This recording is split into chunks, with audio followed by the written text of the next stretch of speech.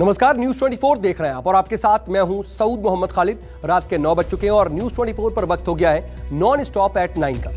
उत्तर प्रदेश में जनसंख्या नियंत्रण के लिए कानून की तैयारी के साथ ही बिहार की सियासत भी गर्मा गई। एनडीए के मुख्य घटक दल जेडीयू ने भी अब इसके खिलाफ मोर्चा खोल दिया है। खुद सीएम नीतीश कुमार ने भी दो टूक कह दिया है कि कानून बनाने से जनसंख्या पर काबू नहीं पाया जा सकता। जो राज्य जो करना चाहे अपना करे, लेकिन हमारा बहुत साफ साफ ओपिनियन, जनसंख्या नियंत्रण के लिए अगर आप सिर्फ कानून बना करके कोई उसका उपाय करेंगे, ये सभी ठीक से संभव नहीं है। आप जरा चाइना का पता कर लीजिए, 1 से 2 किया, अब 2 के बाद भी क्या हो रहा है, तो आप देख लीजिए स्थिति, कहीं भी किसी देश का हालचाल देख लीजिए। ये सबसे बड़ी चीज है कि जब महिलाएं पूरे तौर पर पढ़ी रहेंगी तो इतनी जागृति आती है, इतना कॉन्शसनेस होता है कि अपने आप प्रजनन दर घटेगा। जनसंख्या नीति पर विपक्षी हमलों से घिरी योगी सरकार के खिलाफ अब अपनों ने ही मोर्चा खोल दिया है। बीजेपी के समर्थन से बिहार में सरकार चला रहे मुख्यमंत्री नीतीश कुमार ने दो टूक कह दिया कि जनसंख्या नियंत्रण कानून बनाने से नहीं होगा, बल्कि इसके लिए समाज को शिक्षित करना होगा, लोगों को जागरूक करना होगा। और देखा गया कि जब पति पत्नी में पत्नी मैट्रिक पास है तो देश भर का एवरेज प्रजनन दर 2 था और बिहार में भी वही किया गया, तो पता चला 2 ही है। लेकिन अगर +2 तक पढ़ी हुई है, इंटर पास है, तो देश का उस समय आया 1.7 और बिहार का आया 1.6। तो उसी समय तो यूरेका की भावना आई ना, हमको लगा कि भाई इतनी बड़ी चीज़ है, ये तो प्रजनन दर को कम करने के लिए। और बिहार में कितना ज़्यादा है आप जानते हैं, तो देखिए इससे काम शुरू करते करते घटते घटते 4 के ऊपर था, अब उससे घटते घटते 3 के पास पहुंच गया। लेकिन ये पूरे तौर पर होगा तो हमको पूरा भरोसा है कि 40 तक, हमको जो लगता है, मेरा अपना व्यक्तिगत जो हम पूरा का पूरा करते हैं कि 2040 तक जरूर ये वृद्धि नहीं रहेगी और उसके बाद घटना शुरू होगी। हालांकि नीतीश ने यह भी जोड़ा कि इसके अपवाद जरूर हो सकते हैं और कुछ पढ़े लिखे लोग भी इससे बेपरवाह हो सकते हैं। और इक्का दुक्का तो होता ही न है, कभी कभी तो आप देखें कि पढ़े लिखे लोग भी बहुत पैदा किए, क्या बात, तो इस तरह से तो कई लोग होते हैं, तो वो तो एक अलग बात है। ये तो नहीं मान करके चलिएगा कि हम तो कोई कानून के बहुत पक्ष में नहीं है, तो कुछ तो कर सकता है, लेकिन मैक्सिमम ये नहीं कोई कह सकता, दावा कर सकता कि हर परिवार में जो हम बोल रहे हैं कि प्रजनन दर, ओवरऑल प्रजनन दर घटेगा, लेकिन ये दावा हम नहीं कर सकते कि हर एक परिवार में कम ही कर लेगा, लेकिन कुल मिला करके ज़्यादा से ज़्यादा में कम हो, तो कुल मिलाकर के प्रजनन दर घटेगा। विपक्षी पार्टी कांग्रेस भी योगी सरकार के जनसंख्या नीति को समाज में ध्रुवीकरण की कोशिश बता रही है। क्या गलत है, क्योंकि इनके मापदंड कहीं से सही नहीं होते। जब देश आज़ाद हुआ था तो हमारी लगभग 30-40 करोड़ की पॉपुलेशन थी और मुस्लिम्स तो उस टाइम 10-12 करोड़ भी थे, तो जो रुके थे वो आज हम लोग 35 पे, हम लोग हमारे हिसाब से तो हम 25 करोड़ मुसलमान मानते, सरकारी आंकड़ा कहता है 18 हैं, तो 18 से 20 करोड़ ही है मुसलमान। बाकी पॉपुलेशन तो दूसरे समाजों की बढ़ी, 1 करोड़ 35 में 1 करोड़ 10 लाख जो है दूसरे लोगों की रही। तो ये मापदंड इनके विकास और चाहिए सब करने का, भ्रम करने का है, क्योंकि ये फेल्यूर हो चुके हैं कोरोना में, और केवल ये उसको दिखाने के लिए अपना यूपी में स्टैंड बना रहा है और कुछ। रविवार को यूपी के मुख्यमंत्री योगी आदित्यनाथ ने एक नई जनसंख्या नीति 2021 से 30 जारी की है। सीएम योगी के मुताबिक बढ़ती जनसंख्या विकास में बाधा है और यूपी में जारी जनसंख्या नीति इस समस्या का समाधान करेगी। लेकिन अब योगी सरकार की जनसंख्या नीति पर विश्व हिंदू परिषद ने भी सवाल खड़े कर दिए हैं। विश्व हिंदू परिषद के कार्यकारी अध्यक्ष आलोक कुमार ने इस मसले पर यूपी लॉ कमीशन को चिट्ठी लिख दी है। सौरभ कुमार, पटना, न्यूज 24। योगी सरकार की जनसंख्या नीति पर सवाल खड़े कर रहे नीतीश कुमार दरअसल खुद भी सियासी चक्रव्यूह में फंसते जा रहे हैं। विपक्ष तो विपक्ष, सहयोगी बीजेपी भी उन्हें निशाना बना रही है और अब आरसीपी सिंह के केंद्रीय मंत्री बनने के बाद उनकी ही पार्टी के कई कद्दावर नेता भी नीतीश के खिलाफ हो चले हैं।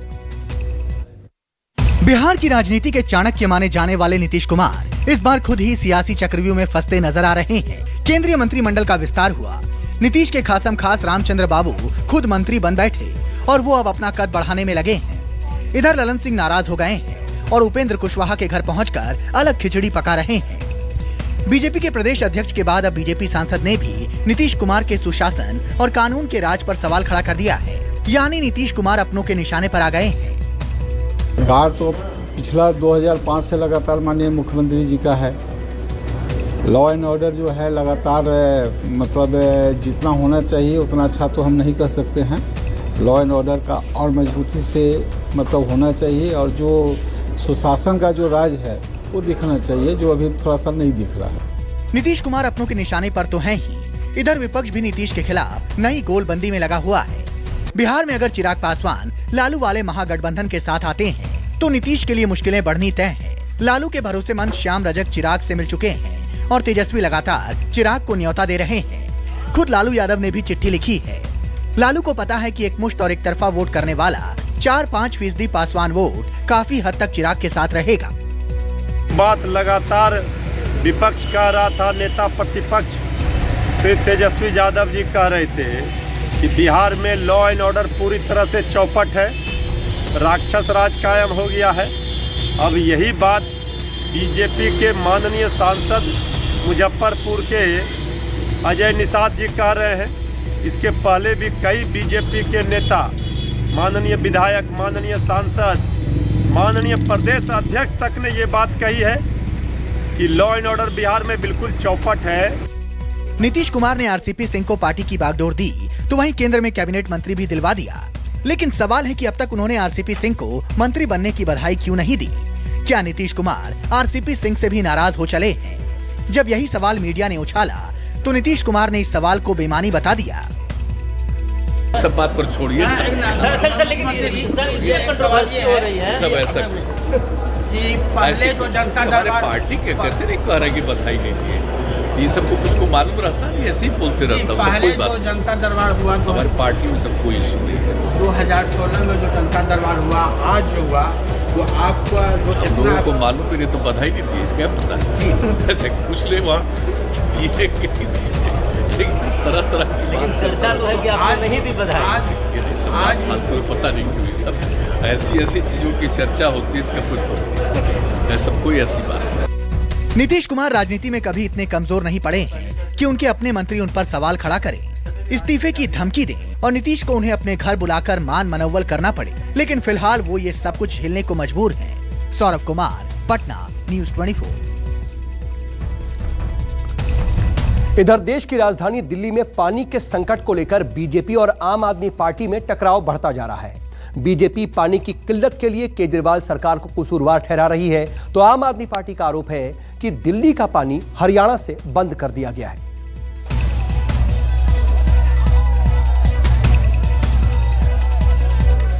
दिल्ली में जल संकट को लेकर बीजेपी ने केजरीवाल सरकार के खिलाफ प्रदर्शन किया, तो वहीं आम आदमी पार्टी ने बताया कि दिल्ली में जल संकट की जिम्मेदार हरियाणा की खट्टर सरकार है। हाथ जोड़कर विनती है कि मानवीय आधार पे, कानूनी आधार पे दिल्ली वालों को उनके हक का पानी दीजिए खट्टर साहब। जल संकट को लेकर बीजेपी के प्रदर्शन में दिल्ली बीजेपी के अध्यक्ष आदेश गुप्ता और विधानसभा में नेता प्रतिपक्ष रामवीर विधुड़ी समेत पार्टी के कई नेताओं ने हिस्सा लिया।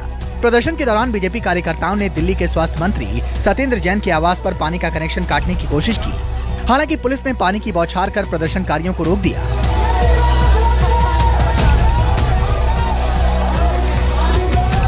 बीजेपी ने मुख्यमंत्री अरविंद केजरीवाल के आवास का पानी बंद करने की भी धमकी दी। बीजेपी पानी की समस्या को लेकर प्रदर्शन कर रही है और इस वक्त युवा मोर्चा के जो तमाम लोग हैं, कार्यकर्ता, वो इस वक्त हमारे साथ हैं।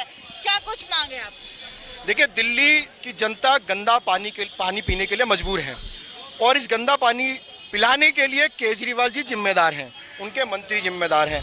बीजेपी के प्रदर्शन से बैकफुट पर आई आम आदमी पार्टी की दिल्ली सरकार ने पानी की समस्या का ठीकरा हरियाणा की खट्टर सरकार के सिर फोड़ दिया। दिल्ली जल बोर्ड के उपाध्यक्ष राघव चड्ढा ने आरोप लगाया कि हरियाणा सरकार दिल्ली के पानी के वैध हिस्से को रोक रहा है। वजीराबाद के वाटर प्लांट पहुंचकर राघव चड्ढा ने बताया कि यमुना का जल स्तर इतना कम कभी भी नहीं हुआ था।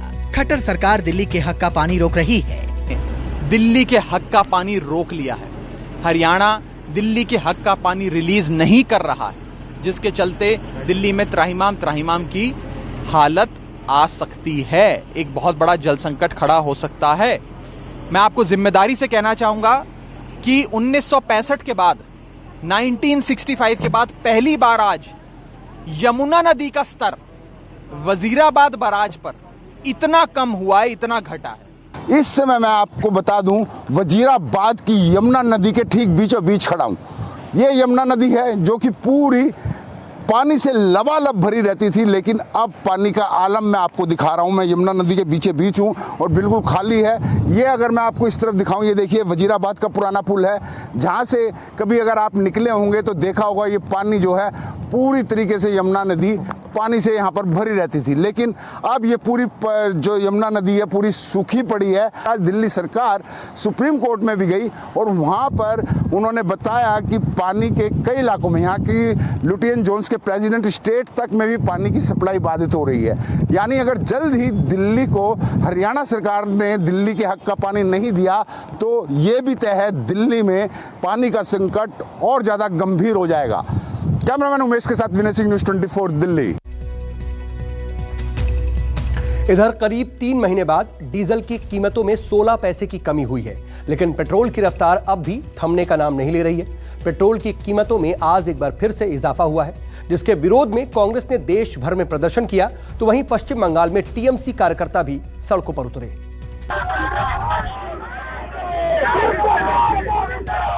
हाथों में विरोध की तख्ती और जुबान पर केंद्र सरकार के खिलाफ नारेबाजी।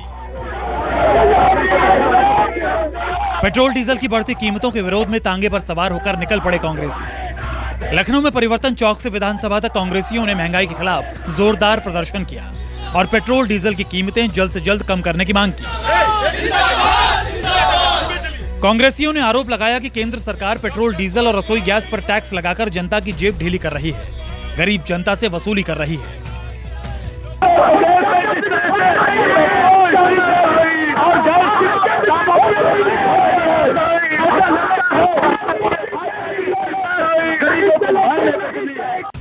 करीब 3 महीने बाद डीजल की कीमत 16 पैसे घटी, लेकिन पेट्रोल नई ऊंचाइयों पर पहुंच गया। आज हुई बढ़ोतरी के बाद लखनऊ में 1 लीटर पेट्रोल की कीमत 98 रुपए 29 पैसे हो गई, जबकि 1 लीटर डीजल की कीमत 90 रुपए 11 पैसे पहुंच गई। कांग्रेस महासचिव प्रियंका गांधी के आह्वान पर पूरे देश में कांग्रेसियों ने तांगे और बैलगाड़ी से प्रदर्शन किया और केंद्र सरकार को महंगाई के लिए कसूरवार ठहराया।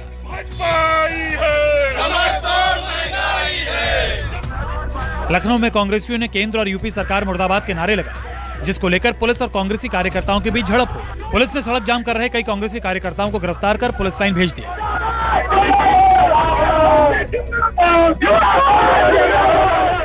बहुत बड़ी समस्या है पेट्रोल डीजल, और डेली महीने का इनफैक्ट बजट भी बिगड़ गया है। इतना महंगा कभी एक्सपेक्ट नहीं किया था। जहाँ तक गाड़ियों का एवरेज भी सब पूरा बिल्कुल रनिंग कॉस्ट बहुत बढ़ती चली जा रही है। जो कॉस्ट 5 से 6 रुपये किलोमीटर की होती थी, आज 8 से 10 रुपये पर किलोमीटर हो रही है।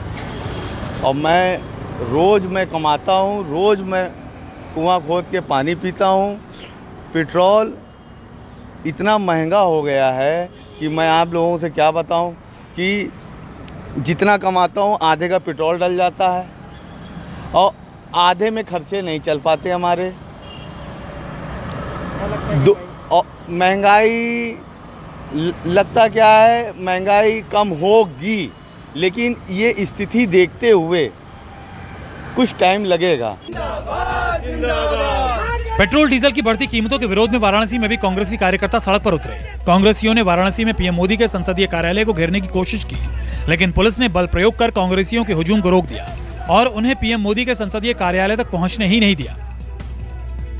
आज हुई बढ़ोतरी के बाद वाराणसी में 1 लीटर पेट्रोल के दाम 98 रुपए 75 पैसे हो गए, जबकि 1 लीटर डीजल की कीमत 90 रुपए 83 पैसे पहुंच गई।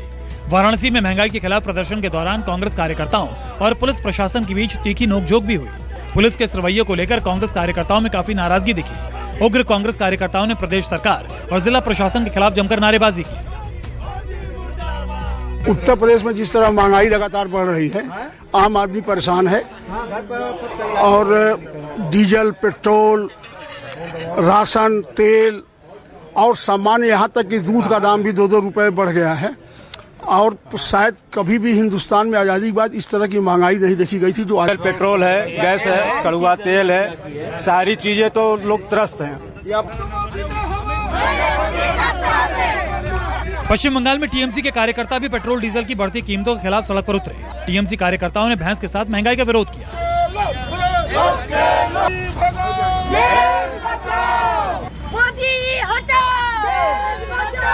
अत्याचार आम जनता पर ऊपर कर रहे हैं, इसके विरोध में 10 और 11 जुलाई को हमारा तृणमूल कांग्रेस पार्टी ममता बनर्जी ने निर्देश दिया कि इसको 2 दिन इस कोविड को प्रोटोकॉल को मानते हुए हम लोगों को धरना देना है और हम लोगों को प्रतिवाद करना है।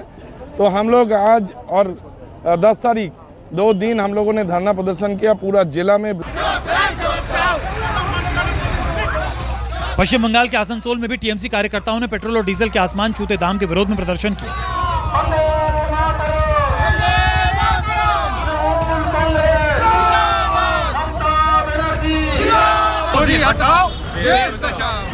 पेट्रोल की कीमतें देश भर में लगभग 100 रुपए प्रति लीटर हो चुकी हैं, जबकि डीजल भी अब शतक के करीब पहुंच गया है।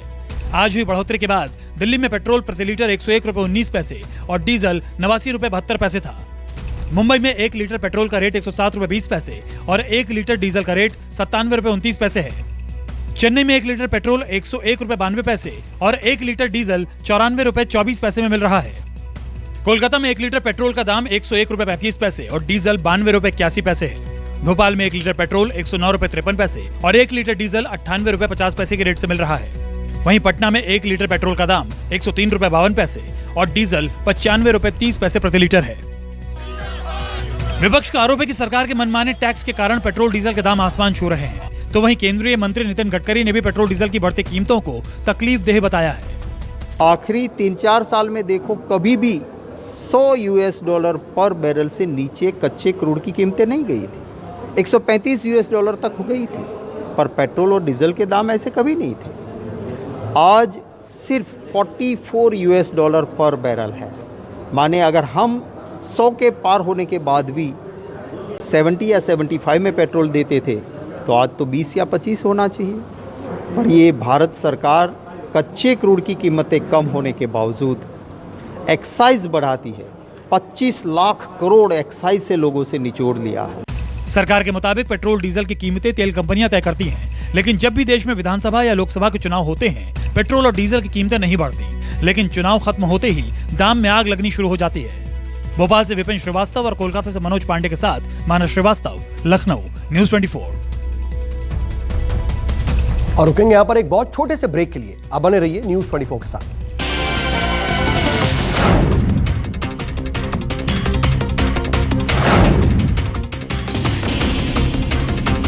नमस्कार, मैं हूं मानक गुप्ता। अगर आपको हमारा ये वीडियो पसंद आया हो तो इसे लाइक और शेयर जरूर करें, और हाँ, हमें सब्सक्राइब और फॉलो करना ना भूलें, ताकि आप देश और दुनिया की कोई खबर मिस ना करें। चाहे कोई ब्रेकिंग न्यूज हो या कोरोना वायरस से जुड़ी कोई भी अपडेट, पॉलिटिक्स हो या आपकी जेब से जुड़ी कोई खबर, इलेक्शन की कोई न्यूज हो, कोई कंट्रोवर्सी हो या फिर कोई वायरल वीडियो, सब कुछ मिलेगा न्यूज़ 24 पर। तो जुड़े रहिए हमारे साथ और देखते रहिए न्यूज़ 24।